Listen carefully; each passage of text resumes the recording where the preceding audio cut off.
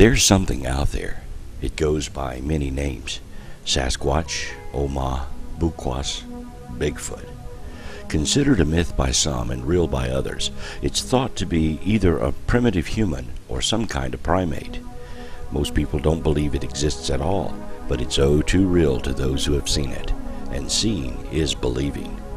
It's a life-changing event for those who glimpse the rare beast, from a simple change in attitude of our place in the world to lifelong quests to seek out the animal, as it was for Esther Schroeder. Esther is a Bigfoot researcher. She spends most of her off time searching for the creature. Weekends spent camping and walking the forests of America, looking for signs and evidence of the animal. Her travels have taken her deep into the Pacific Northwest and into southern states. She's been looking for over 20 years, and as a child, she saw one near her home in Oklahoma.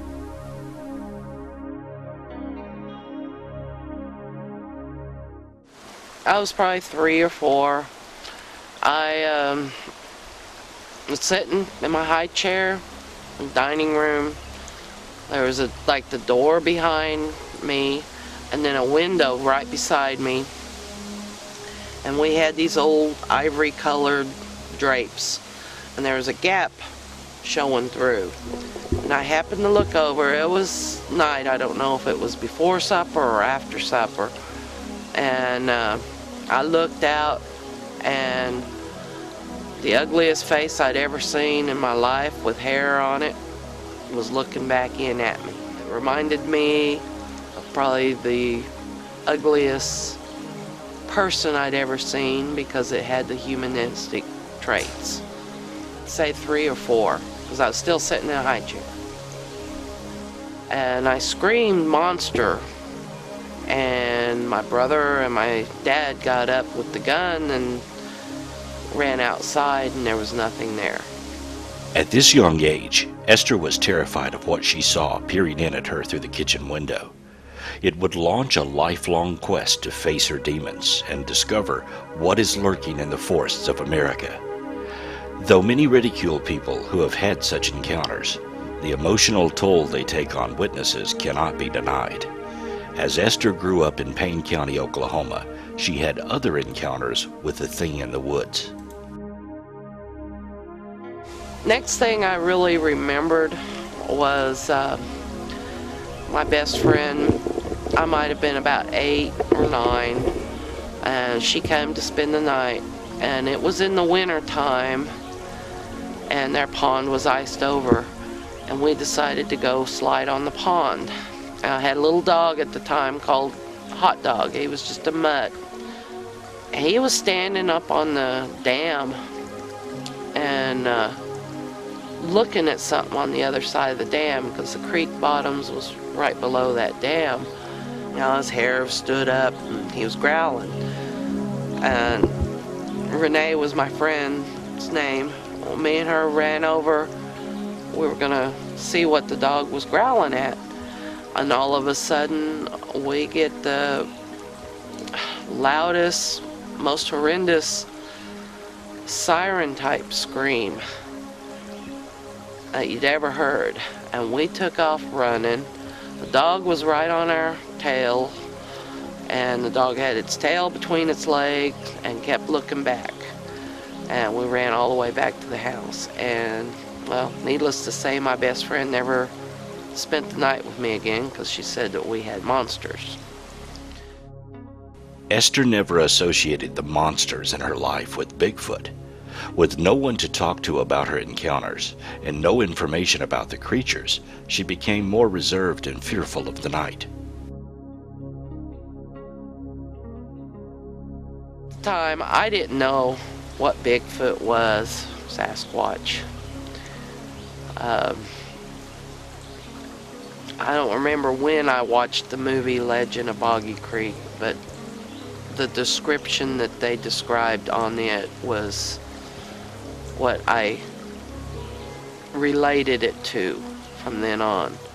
I can remember several nights that I'd look out the window, my bedroom window, and we were upstairs, and something was on our porch looking in, something big, and I couldn't tell you what how old I was then, but it'd be every so often.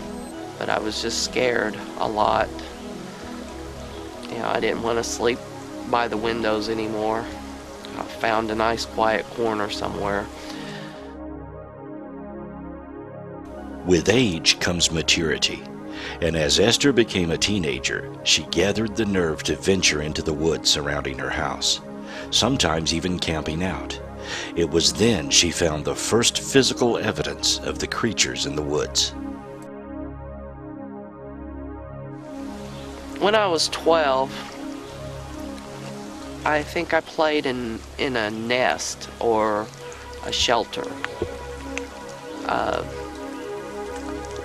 I was fearless at the age of 12 and did a lot of camping out on our property or my uncle's property, which was right across the road. We both had 160 acres with the same 3 creeks running through it. I found this one area. It was real close to the road along our fence line and close to the first creek. You know, to look at it, it just looked like a whole bunch of green briars grown up in about a set of 5 trees, 5, maybe 6 trees that was kind of in a circle. There was a tunnel that led through there. And I got on my hands and knees and went in about 3 to 4 or 5 foot. And then it opened up and it reminded me of an igloo on the inside. You know, it just opened up into a big room. There was like Johnson grass, which was this, I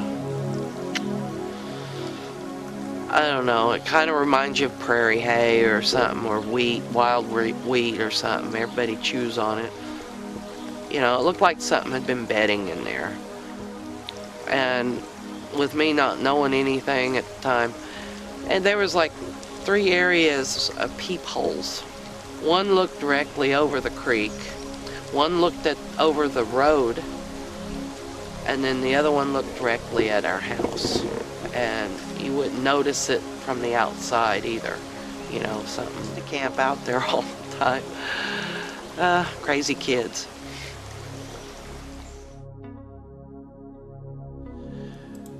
At 17, Esther would have the most frightful encounter of her life with a creature. On a dark night and home alone, the creature paid her another visit.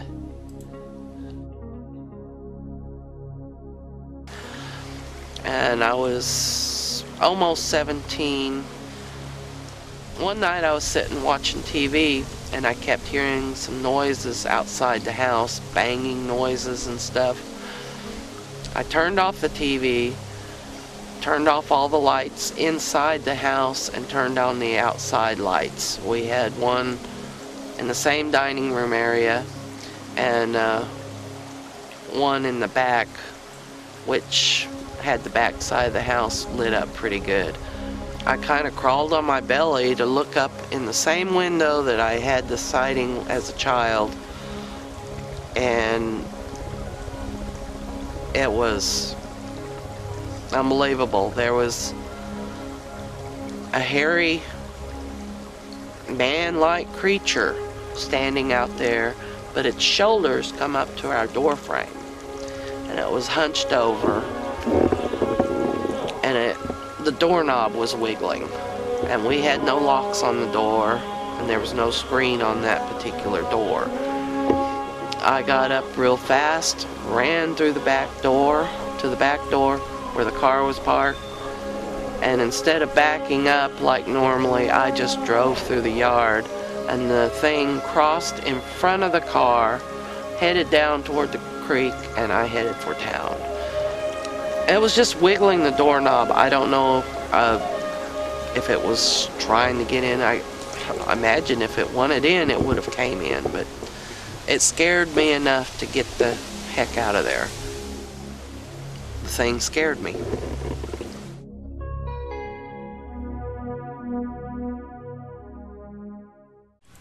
Esther is not alone.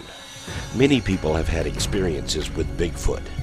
At a time when Bigfoot had all but been declared dead by the national media, reports and sightings continue to pour in. Physical evidence is mounting as more and more footprints are being found in out-of-the-way places. Occasionally, new photos will surface, and stories spread like wildfire across the internet of new sightings and findings. Along the way, Esther has gathered many sighting reports and stories of encounters with this elusive creature. In an effort to document her travels, Esther often videotapes her excursions and interviews eyewitnesses. We heard this really wild yell, I don't know what you'd call it. It was something like I'd never heard before, ever, anywhere, period. And neither had they. And it ran up around us, it skirted around us and went up the hill, and it ran through the brush like a person, you know, running down this trail. You could hear, hear somebody running.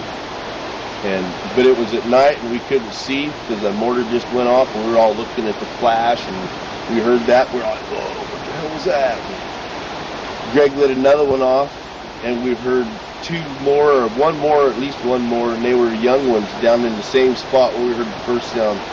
And when they hollered, the thing that ran by us ran right back down there as fast as it could go, right by us. Wow. And the girls got scared really bad, and they got in the car and was wanting us to leave, and we were wondering what in the hell that was, because we've all lived out here just all our lives. Never seen anything or heard anything like that before. And then Greg put another one in and shoots it at him like that, and it went down by the trees and blew up, and they hollered one more time and went through the trees and was gone. We could hear them going through the trees. And we left too. When we went back up there the next day, you could see their trail through the fireweed that was growing, like you'd run through the tall grass.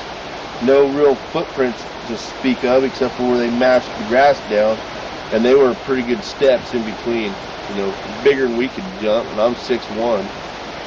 It was, whatever it was had a pretty good stride.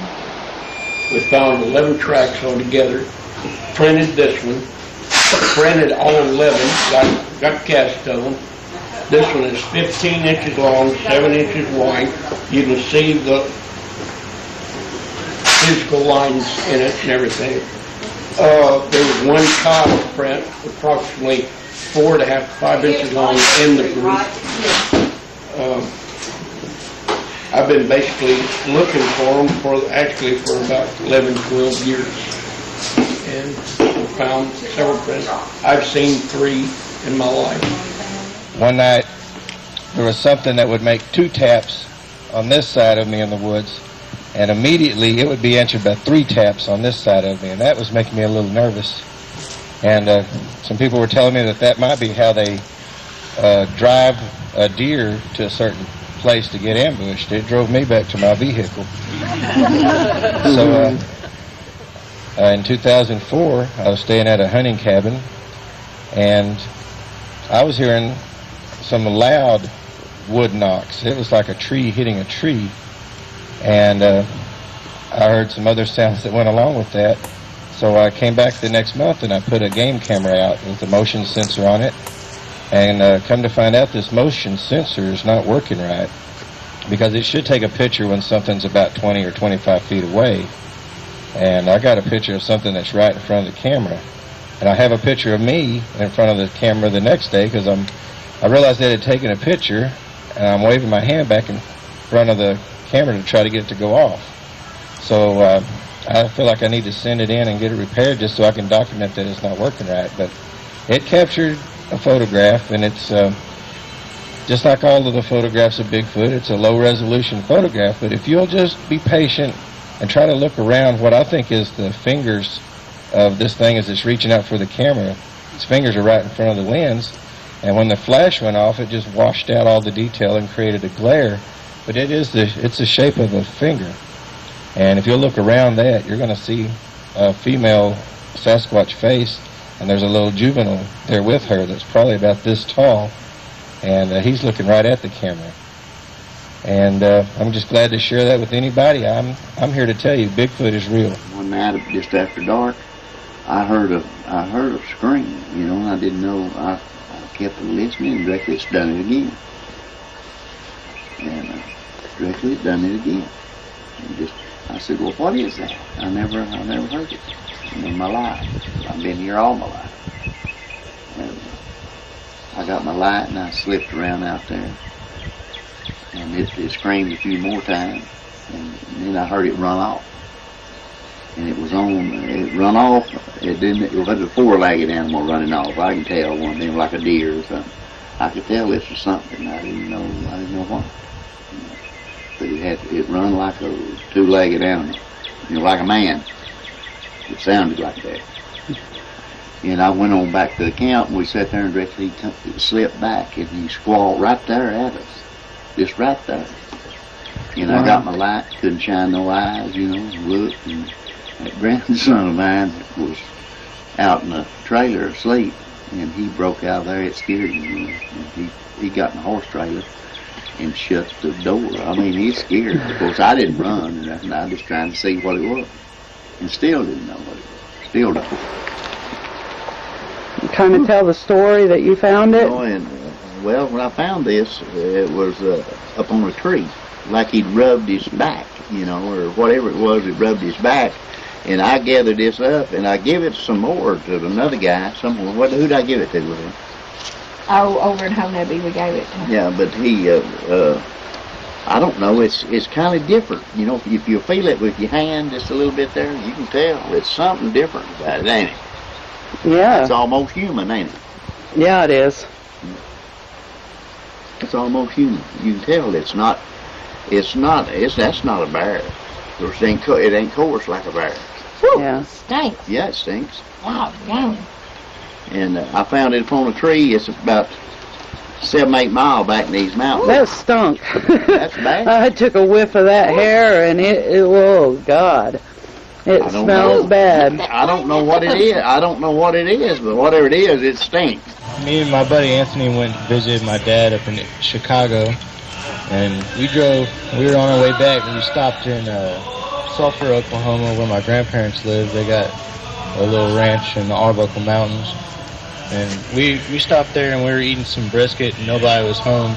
And we were going to stay there for the night because we've been driving a long way. And we walked out the front door, and it's pitch black. Can't see anything out there. And we were standing in the front yard, and on the side of the house where you can't see the driveway because it's a square house. And there's a floodlight over there that's got a motion detector on it. And we were standing out here just looking at the darkness, and out of the corner of my eye, I see the floodlight come on the other side of the house. And I swung around and looked over there, and a red Bigfoot was hunched over, peeking around the house at us, right under the light. And right when it saw me, it ducked down and ran behind a car and jumped down this gully. We heard it slide down in the ditch, kind of like down there. And, oh man, I was scared. We jumped in the car, and I was yelling at my buddy to lock the door. He couldn't lock it fast enough for me. And we drove over there with the spotlight. We couldn't see anything. But anyway, after all that driving, I still drove all the way back to Houston. We didn't stay there that night. But next time we came up, we looked up at the floodlight, and the infrared sensor was poked out, and that floodlight doesn't work anymore. And there's nothing that could hit it. It's under an overhang, too high for me to reach. When I first started, I was just usually carrying a disposable camera. That's all I could really afford. And I just kind of searched back roads. I was looking for trails, game trails, various formations, footprints, whatever. If I get on a road that looked interesting and there weren't any homes around or anything, I'd kind of walk in this game trail, walk up it for a little ways and see if I could see anything else, see if I can see any footprint. I've only found one good clear footprint, and I didn't have casting material at the time. And what I did was I had some fluorescent red spray paint and sprayed it, took a good picture of it, had something to measure it with. What I basically do is talk to some of the locals in the area and ask them if they've had any strange experiences, and what area they were at and stuff like that. A lot of people are very informative. I'm a Vietnam veteran. I've seen different things that doesn't spook me too much. But one night before a front come in, I was deer hunting. I forgot my flashlight when I went out. It was cloudy, and I couldn't see this far in front of my face. But I had a little rise going up the mountain. I walked about halfway up, stumbling, falling down, and I found a big cedar tree off a trail. I sat down on the side. So I was waiting for light, and it took forever that day because of the cloudy and the front coming in. And all of a sudden I heard heavy steps coming down off the side of the mountain. I've been out and I've heard deer walk at night before you see them. Everybody that hunts know what I'm talking about. Or little animals, you can pick them out. But I couldn't figure what this thing was. And it's coming down the trail, and it kept getting closer and closer, and finally it was coming down so close, I threw my 30-06 off of safety, and I fixed to shove it through the trees. And I sat there, and the hair started climbing up on the back of my head. And so I thought, what should I do here? I don't like this. And I was fixing to shove it through and shoot. And I didn't, and it veered off on a rough, straight down drop off and walked on out. And I can't tell you what it was. I don't know.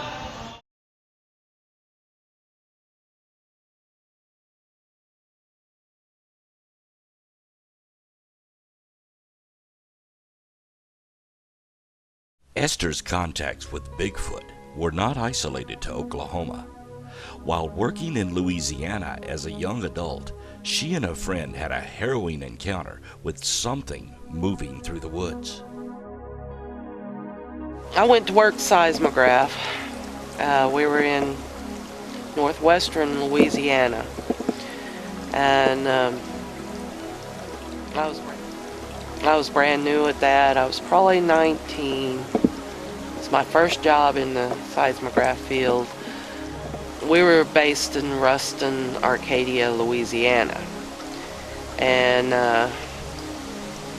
they had me and another gal clean up lines. We had to pick up flagging and cover the shot holes, which it was a shot hole crew. They used dynamite. And we got to this private lake. This was probably near Homer, Louisiana. There was a private lake with a couple of cabins, and we went on deeper into brush and lowlands, and there's some places where it was I can't say it was swampy, but there was like an inch of stagnant water all through there. Hearing things to the side of us, like somebody was following us, or we both were kind of in denial, saying, well, and the further we got in, the thicker this stuff was, and it just seemed like it was getting closer. Finally got to a clearing, but there was like woods all the way around this clearing. We took a break. We discussed,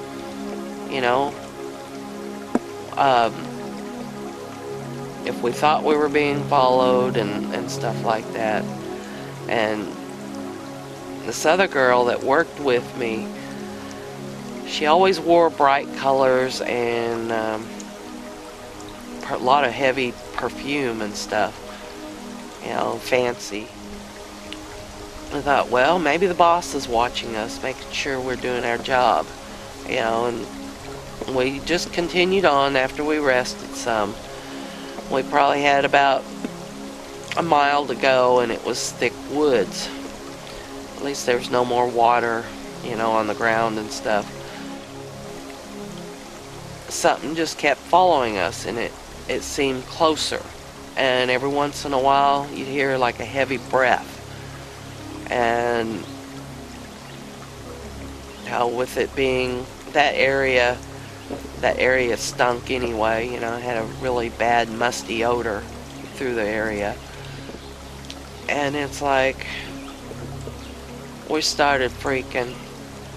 And then we heard the horn honk. The guy was supposed to meet us at the next clearing at the fence line. And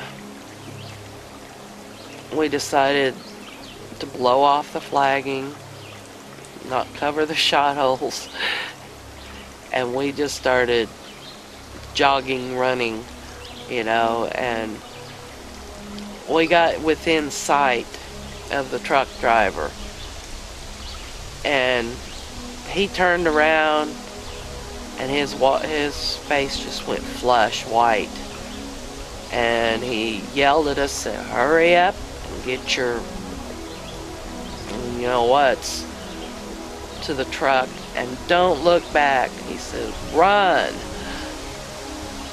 We just took off running, and I was the one behind. We come to the fence, and it had been laid over for a long time, thank goodness, and we both just jumped over it, and we ran and jumped into the truck. And the truck driver had started up the truck about the same time as we got to the fence.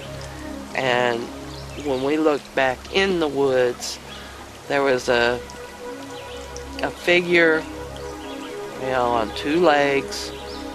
It had to have been about 8.5, 9 foot tall,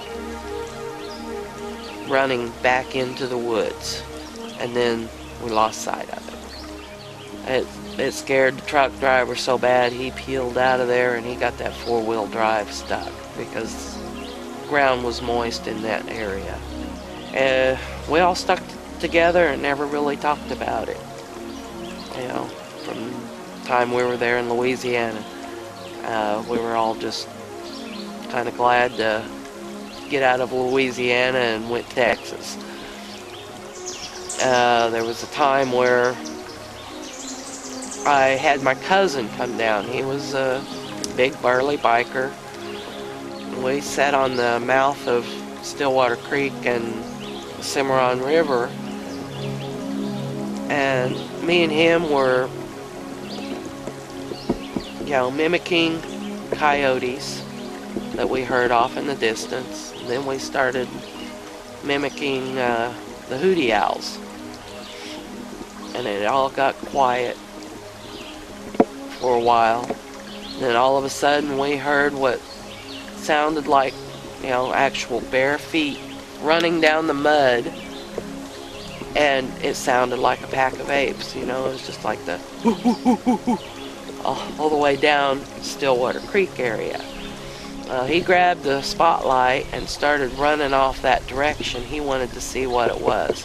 He come back shortly. He said that he was a little over 6 foot tall, and he said that whenever he went past one of the trees, that something came out after, you know, toward him that stood about a foot taller than him. We heard something slip and fall in the water, and it landed pretty hard, or jump into the water or something. And I moved up to the Pacific Northwest. While living in the Pacific Northwest, Esther worked with Ray Crow and met with many other Bigfoot researchers. She was fascinated by the wealth of evidence they shared. Plaster casts of footprints found in out-of-the-way places, handprints, and hair samples were just some of the materials she studied. Along the way, she conducted her own research and met with eyewitnesses, all in an effort to understand the nature of the Bigfoot creatures that make their home hidden from society's view. Though today she still doesn't know what Bigfoot is, she's certain they do exist and that she has been very close to them.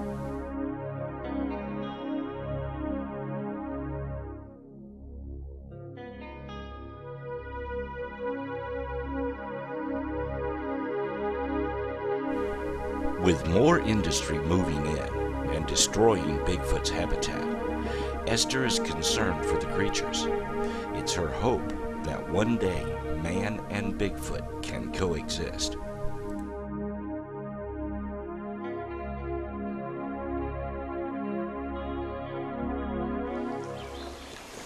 It's really made my interest grow.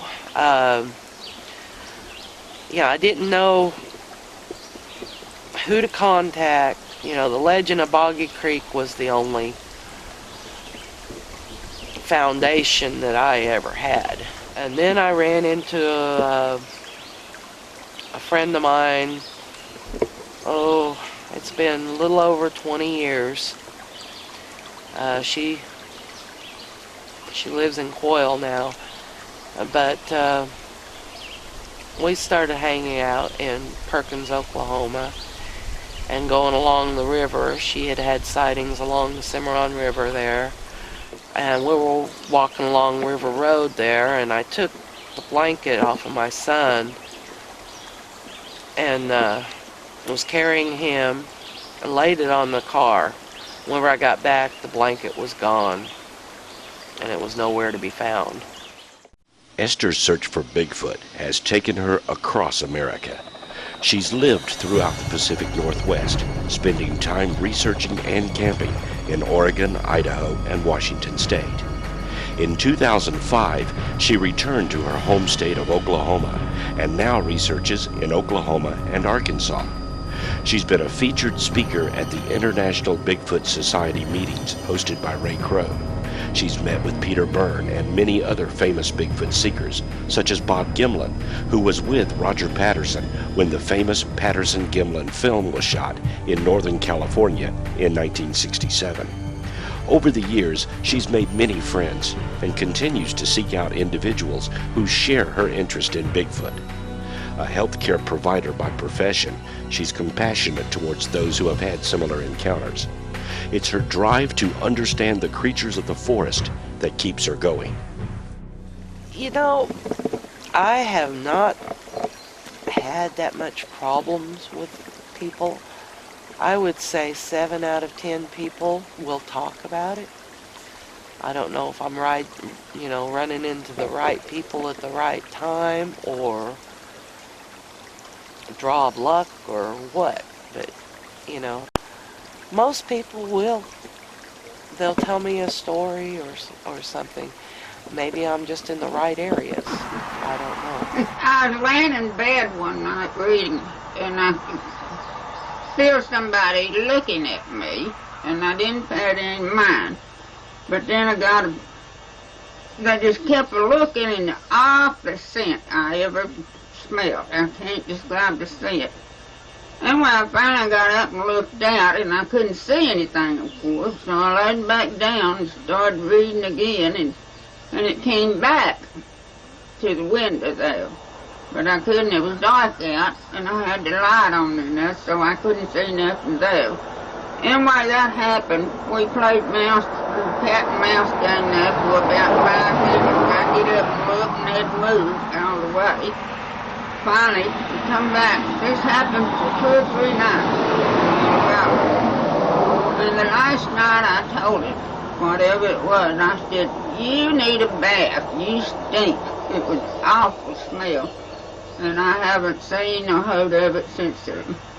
And this happened, what, 20? About 30 years ago, I guess. 30 years ago, and you live out? I live in the Stack community. Like I was telling Esther, there was one time that it was about 20 years ago down there in San Joaquin Valley, and it's pretty flat land, it's all farmland. But there's this one park. It used to be a lot of live oak and valley oaks. What's the name of the park? Caswell Park. We heard something. It sounded like something threw something in the water, and it made a really loud splash. And there's beavers in there, and I thought, well, maybe it could be a beaver and he's slapping his tail or something. So we thought it was kind of odd, but well, we saw something, shoot out of the ground, you know, from a distance. It looked, I couldn't tell how far away it was. Talking about UFOs? Or? Yeah, I guess so. And it split like that, and it just like that. I thought that was odd, and I don't know if that correlated, you know, with that. But my friend said he went back there about 3 weeks later. And this is 1985? Oh, it's probably around then. Yeah, and he said he went there with his nephew. And it was in the daytime, and something was throwing rocks across the river, and they were landing at their feet, maybe about 75 to 100 feet. When Jason Valente brought those sounds, and I started thinking about this too. I remember being camping up in Yosemite before, and I could, in the 70s, and I can remember it sounded like I was hearing those kind of sounds in the far, far distance. But I was in the Pacific Northwest for 17, 18 years before I moved back here to Oklahoma. I've lived here in Oklahoma for almost 2 years again. And most of the people that I've met here in Oklahoma, I've met online and then through friends. I've also ran into the friend that I used to run around with and research with 20 years ago. I think it's basically the same type of creature, but it's the adaptability. You know, you got the Pacific Northwest, everything seems bigger, so it's bigger. And then you've got, there's just a very few that you have the aggressive. And then down here, they seem to be more aggressive. I don't know if it's because they get, you know, humans are more aggressive toward them, more afraid, or the heat, the bugs, I don't know. The general consensus among Bigfoot seekers is that only a physical body or specimen will convince the world that Bigfoot do exist. This realization has caused some division within the Bigfoot community, as many enthusiasts do not want a Bigfoot killed. Bigfoot hunters insist that a body is necessary to establish the animal's existence, so then it can be protected. There is no clear answer to this dilemma. Photographs and film, eyewitness testimony, and plaster casts of footprints is not enough evidence to establish the existence of an undiscovered animal. I don't know. In a way, I kind of hope it doesn't get solved. You know, because you've got these groups that want to kill one, and I'm not sure if I'm all for that. I'm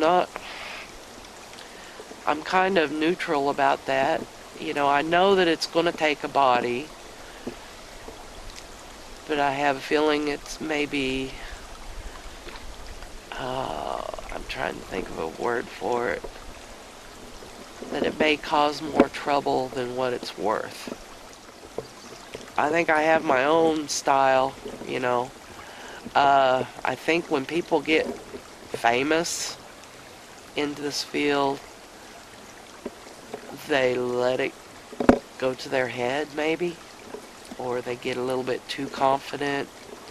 Something. I kind of prefer to stay low key. I like to meet new people. I like to see their efforts into the Bigfoot. I guess you don't have to be real professional anyway, because if Bigfoot wants you to see it, it's going to be there to make an appearance. In 2006, while researching in Oklahoma, Bigfoot may have made his appearance to Esther. On a friend's property in East Oklahoma, while videotaping an area where Bigfoot has been seen and reported often, Esther had the chance opportunity to record something not far from her camera. While taping, she caught movement out of the corner of her eye. I saw movement. She zoomed her camcorder towards where she had seen the motion, only to see nothing. However, after further examination of her tape, the distinct and obvious movement of something humanoid can clearly be seen on the edge of her frame. The footage you are seeing now is Esther's record from that day. These enhancements attempt to clarify the motion of something standing to the far left of the frame. Though this footage is too distant for an absolute determination of what is there, you can clearly see that there is movement of something dark and bipedal in this footage. It's way off yonder.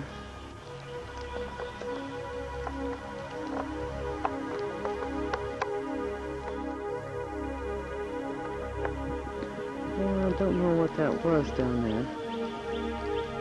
I saw movement. It's way off yonder.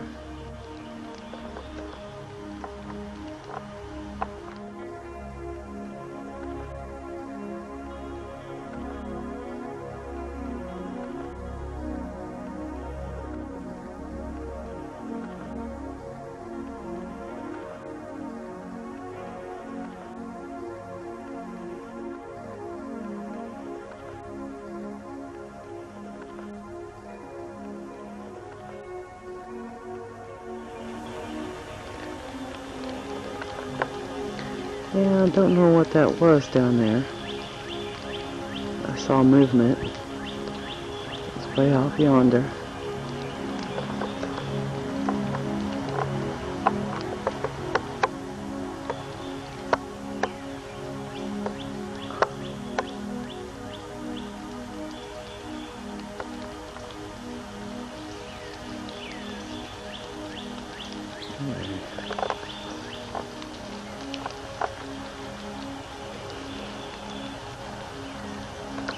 Yeah, it wasn't what I thought.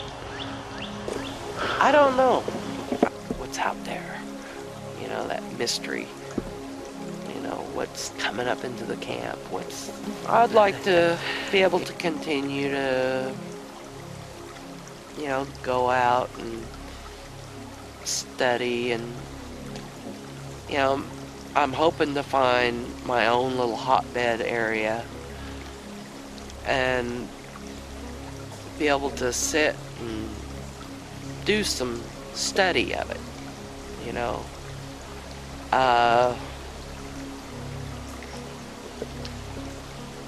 If these things are able to be friendly, and if I have the courage enough to try to communicate and be friends, if there is that, you know, I don't know if these things are, you know, you get the reports and sighting reports. I have not been hurt. I have not been attacked. As far as I know, these things are just curious about us humans. But yeah, I still have that sense of fear. Sometimes I am. I'm a big fraidy cat, you know. And there's days, nights where I'm out and I just get this really, really bad feeling in the pit of my gut and I follow my instincts. I said, I don't think this is going to be a good day to be out. So I leave the area. I don't know, I guess it's the rush of it. Everybody has a thrill-seeking adventure, you know, and I've also tied in some treasure hunting and rock hounding to go with, you know, because everybody needs an alternate hobby, I guess. You know, I'm not going to let this overcome me like it has some folks.